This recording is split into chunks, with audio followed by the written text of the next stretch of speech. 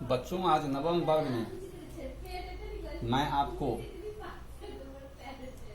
व्याकरण में विसर्ग संधि का अंतिम हिस्सा बता रहा हूं और इस अंतिम हिस्से के अंतर्गत आज हमें यह बताना है कि विसर्ग का लोप किन परिस्थितियों में होता है।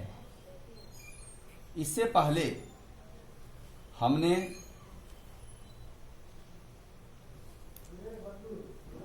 सत्व, रुत्व और उत्व इन तीनों का अध्ययन किया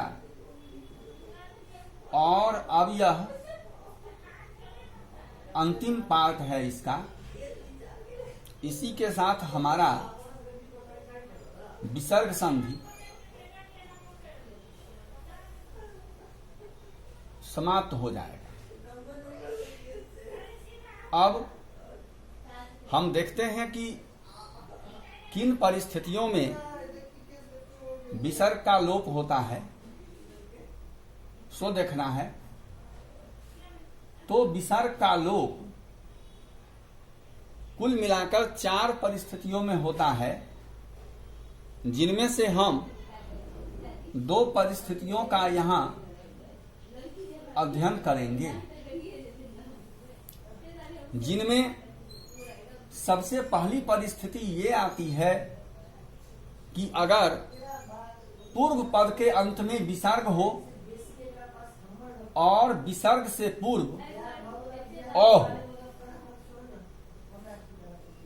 फिर से सुन लेते हैं कि पूर्व पद के अंत में विसर्ग और विसर्ग से पूर्व अ हो एवं उत्तर पद के आरंभ में अ से भिन्न कोई स्वर हो,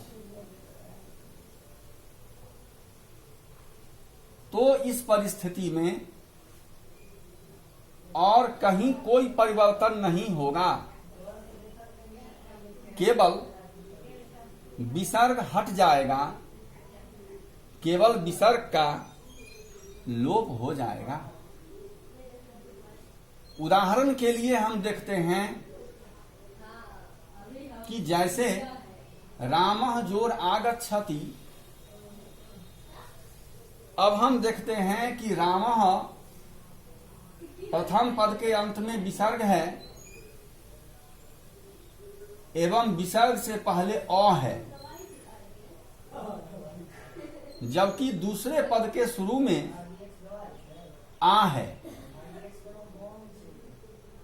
जो अ से भिन्न स्वर है। इसी कारण से यहां केवल विसर्ग का लोप हो जाएगा और शब्द बन जाएगा राम आगच्छति।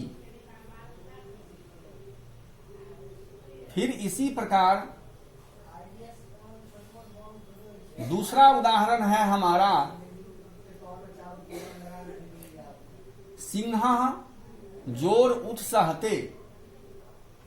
सिंहः यहां विसर्ग है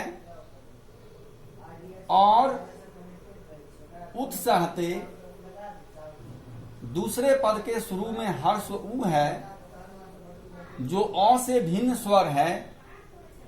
इसी कारण यहां भी विसर्ग का लोप हो जाएगा और विसर्ग के लोप के पश्चात शब्द बनेगा सिंह उत्सहते। रामः आगच्छति का अर्थ है राम आता है। सिंहः उत्साहते का अर्थ है सिंह उत्साहित होता है।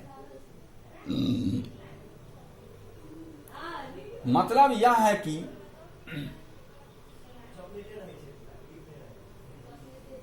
यहां दोनों पद एक दूसरे के साथ जोड़कर नहीं लिखे गए और इसका मूल कारण यह है कि राम संज्ञा है और आगच्छति क्रिया है। तो राम संज्ञा है और आगच्छति क्रिया है। इसी कारण विसर्ग को हटा देने के बाद भी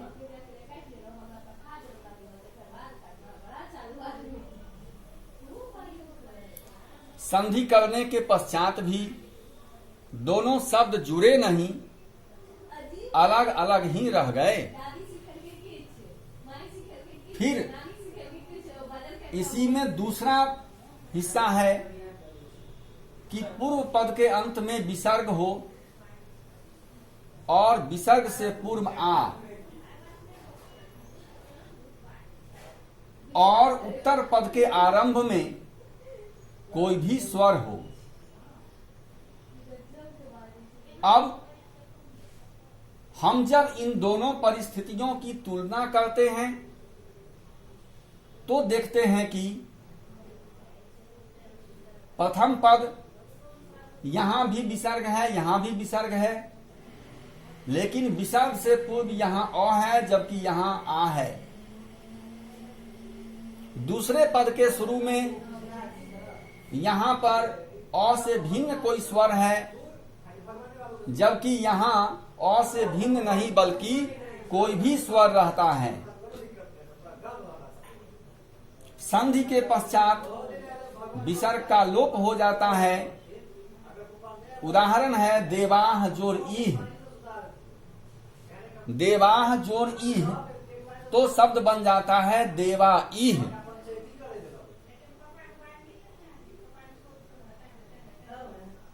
अब यहां देखते हैं प्रथम पद के अंत में विसर्ग, विसर्ग से पहले आ और दूसरे पद के शुरू में ई है, ह्रस्व ई, जिस कारण यहां विसर्ग का लोप हो गया और विसर्ग के लोप के पश्चात शब्द बन गया देवा इह।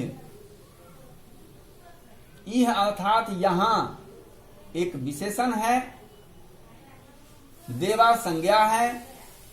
इसी कारण से फिर दोनों पदों को आपस में जोड़ा नहीं गया, बल्कि दोनों पद अलग अलग ही रह गए, केवल विसर्ग का लोप हो गया। तो आज हमने विसर्ग संधि में विसर्ग के लोप के अंतर्गत इन दो परिस्थितियों का अध्ययन किया और अब बची हुई दो परिस्थितियों का अध्ययन हम अगले दिन करेंगे। That's all.